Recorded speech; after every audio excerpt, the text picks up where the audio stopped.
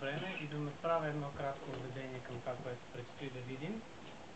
Ще започнем с Клик, който е от 2001 година и филмът ще бъде показван под формата на моливен тест, тъй като задачата в този първи филм беше не да се направи един завършен продукт, а да се акцентира по-конкретно върху анимацията.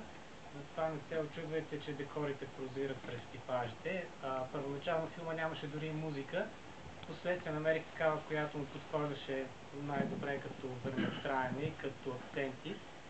За това ще го видим озвучен. Ще продължим с един експеримент, който направих година по-късно и който се нарича "Ще ми нарисуваш ли овца" и представлява опит, първият ми опит да комбинирам рисувана анимация с игрални кадри, като най-голямата полза от този експеримент беше, че той роди идеята за дипломната работа.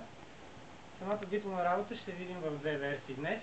Едната е аниматика на I Can See. Това е най-ранната фаза от производството на един анимационен филм и представлява просто един куп от рисунки, събрани и монтирани заедно на фона на музиката, която е предвидена за филма. Така че прилича по-скоро на нещо като раздвижена книжка с илюстрации, отколкото на реален анимационен филм.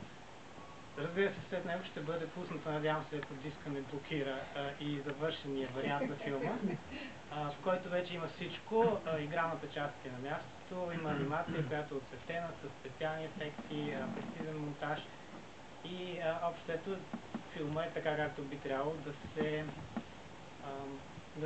предвиден да се гледа. Това е кратко мини. Не ми остава нищо друго, освен да ви помоля да си изключите мобилните телефони за следващия половин час и да ви пожелая приятно гледане.